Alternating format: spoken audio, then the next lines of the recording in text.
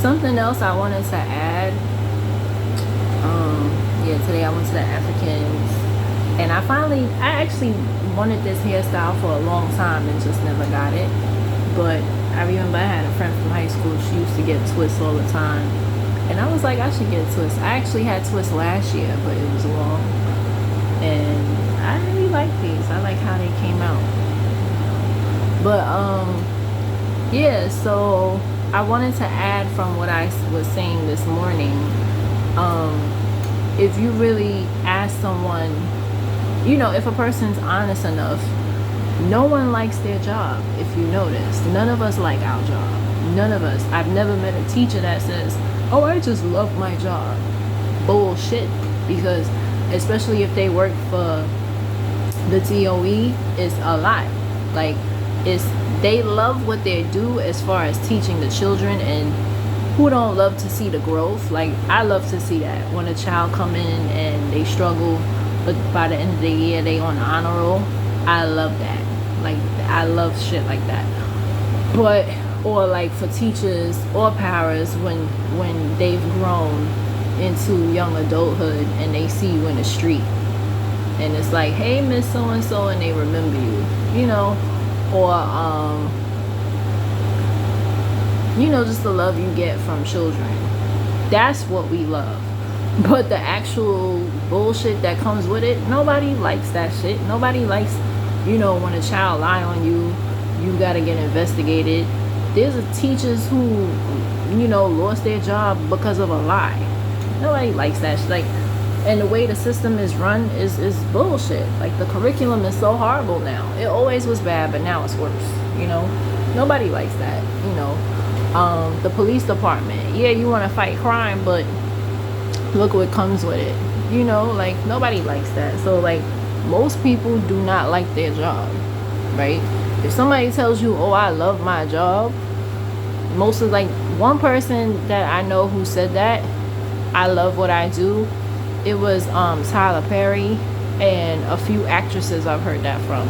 They was like, they love what they do. Yeah, you know why? Because they're millionaires. But I'm pretty sure that they don't like the fact of not getting paid fairly. I'm pretty sure they don't like that shit.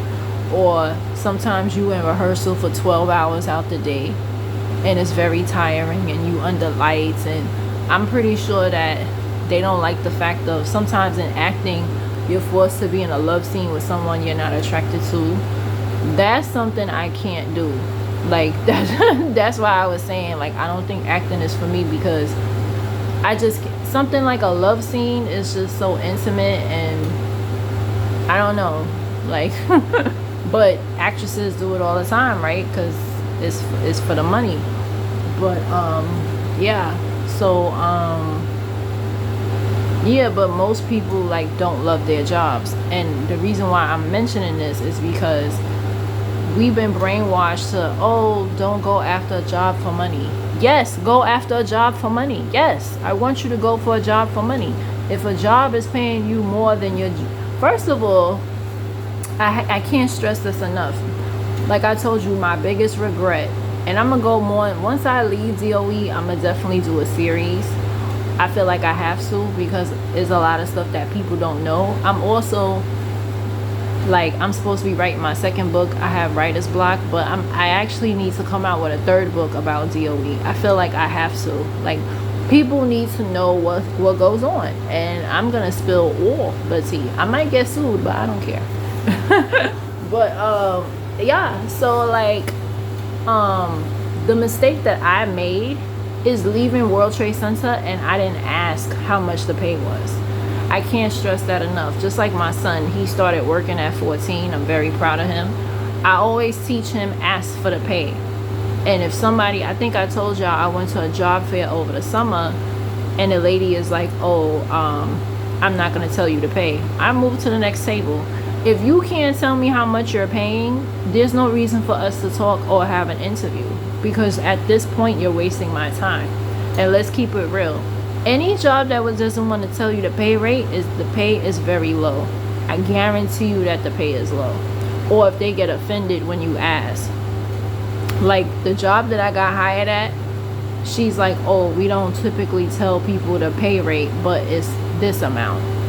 And I'm like, huh? Like, I was like, whatever, it's full time. That's the way I'm thinking.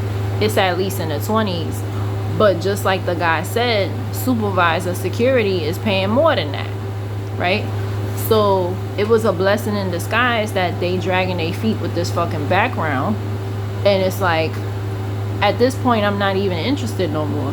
Because for y'all to be taking this long and I'm asking you to send me the paperwork via email, y'all obviously don't want to hire me. Y'all obviously made a mistake and y'all not real enough to say it. Like, okay, we didn't mean to hire you. Say something. Why am I like harassing you? Because that's harassment. Like, I feel like after you call somebody 5 times, I called her at least 8 times. I kid y'all not.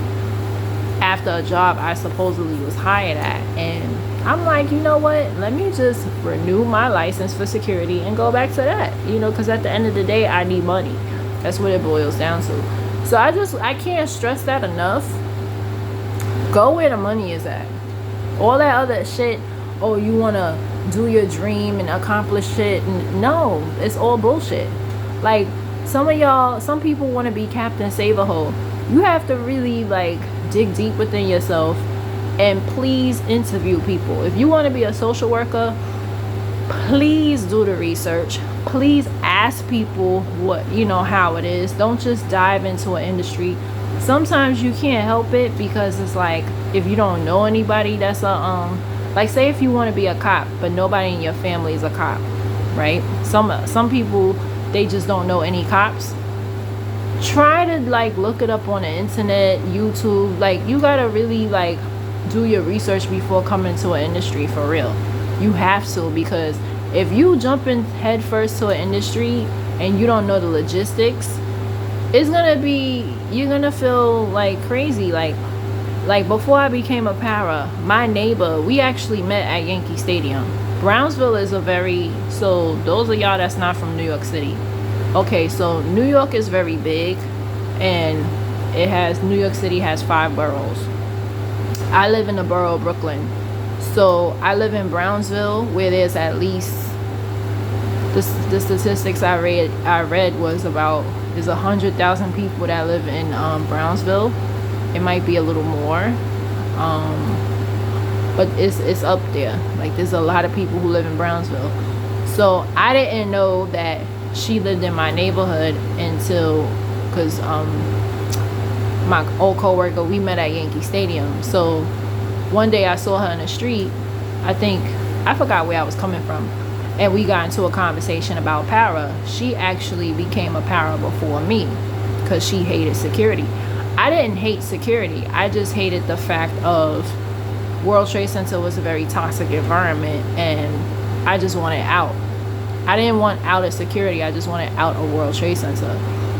And I love children, so I felt like, oh, you know what? I actually do love children, and why not work with them and get paid for it? You know, because I really do love children, and children love me. And I always had a soft spot for children, even though I never wanted children of my own. I always loved children because I feel like they listen. Adults don't.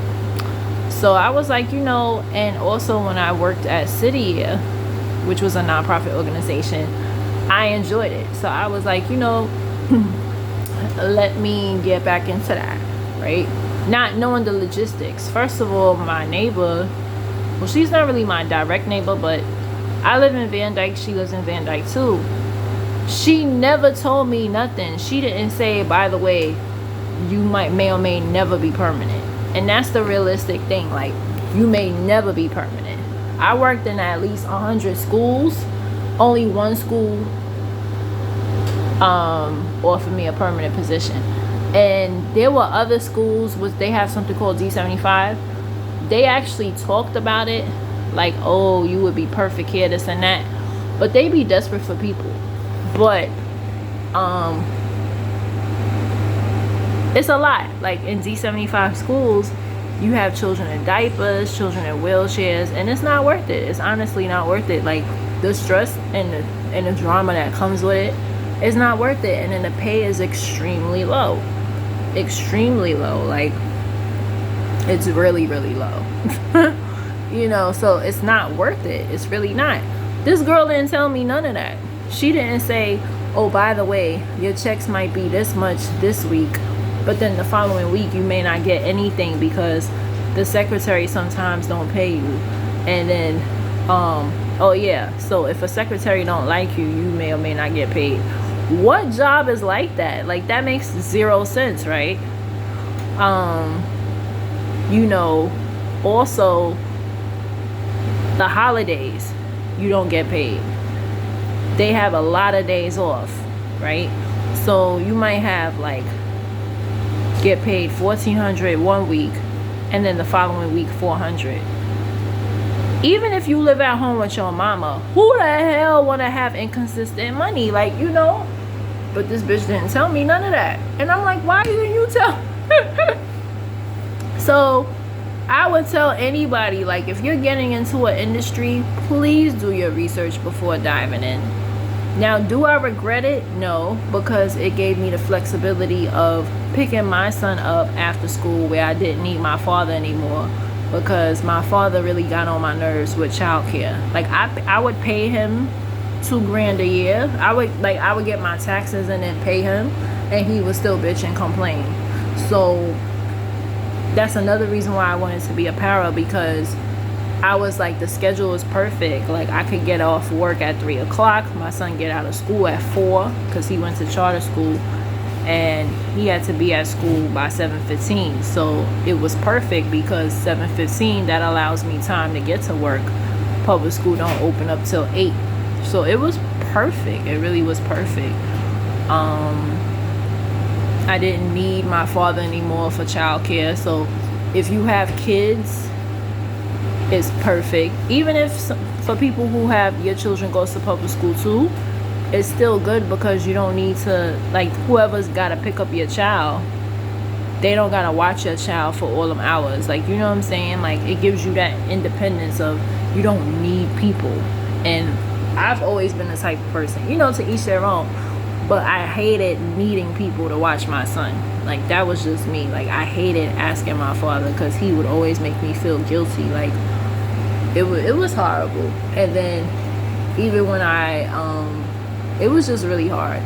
So once I became a para, it was like, and my son was in 3rd grade once I became a para. So, and by the time he got to 5th grade, that's when I went back to school, and he was old enough to be on his own. So, like, after work, I started going to school, and it worked out. Like, everything was perfect. But I can't stress that enough, especially if you have responsibilities. Like, there's people that live at home but who don't want consistent money, you know what I mean? So it's like, and then on top of that, you want to be at a job where you're appreciated. So again, to each their own. Another reason why I love security is because no matter what job I had, I was always appreciated. People always told me, good job, Crystal, the manager spoke highly of you. In DOE, you may or may not get that. And even you might get a principal that like you, that doesn't mean that they're going to keep you in the school, right?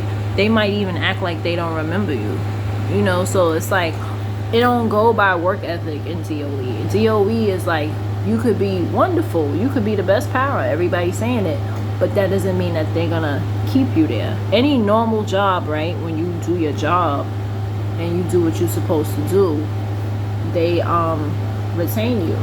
But with DOE, no. Just because you could do a good job, but that doesn't mean that they're going to keep you in the school. It goes by emotion. So if most of the principals are women, and I hate to throw shade at my gender, but a lot of stuff go by emotion, and they may or may not keep you if you get on their nerves, or they might get jealous that you get along with the student. Some schools, they don't want you to get along with the student. You have very few principals. Even if they retain you, that doesn't mean that they're gonna make you permanent, right? I worked in many schools where you have paras there for 6 years, 8 years. They're not gonna make them permanent because there's nobody telling them to make people permanent. There's nobody on their case to say, And one thing about principals, they are in charge of the budget. So you could be there for years at a time, and if you don't say nothing, especially now, I would tell people, when you start up, if you really do want to be permanent now, you gotta harass people, because that's how I got nominated, right? Because a lot of people ask me, how did you become a para? I had to harass people, literally. So the girl, because I worked for a nonprofit, somebody put it up on their on the alumni page, because we had a graduation at the mayor's house, and so they call it like the city alumni page. Somebody put it on their page that their principal was looking for a para. It did not say substitute para, it just said para. So I'm thinking I'm going to be at one school. I don't regret it, because I got to see what really goes on in public schools. Like, I always had friends that complained about public school, just being a student. But then when you are a staff and you really see how horrible it is, it's very different. It's so horrible. Like, it's really horrible. Like, if I have another kid, that child is going to charter school or private, you know. Now, you do have good public schools, but unfortunately, those good public schools are in white neighborhoods. That's just the facts.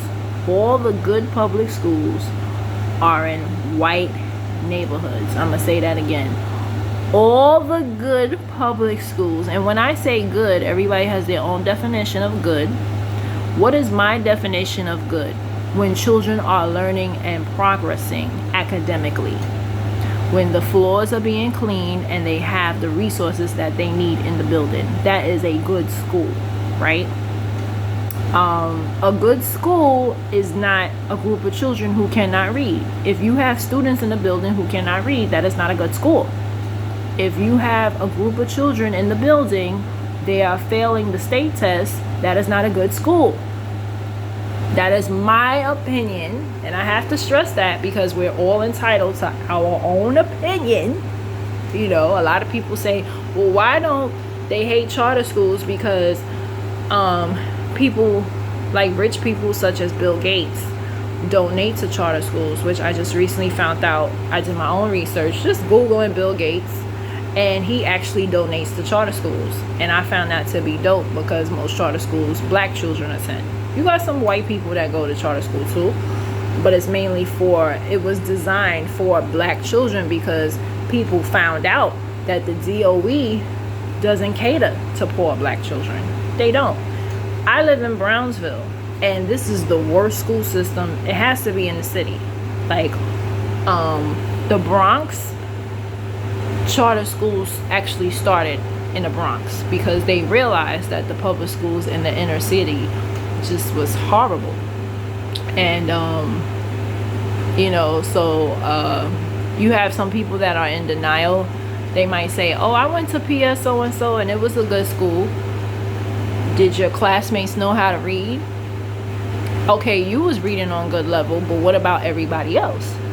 People don't think about stuff like that. Like, did your school have extra activities? Was your floors clean? All of that matters. I'm not gonna send my child to a school that everybody is like failing. I'm not doing that, because if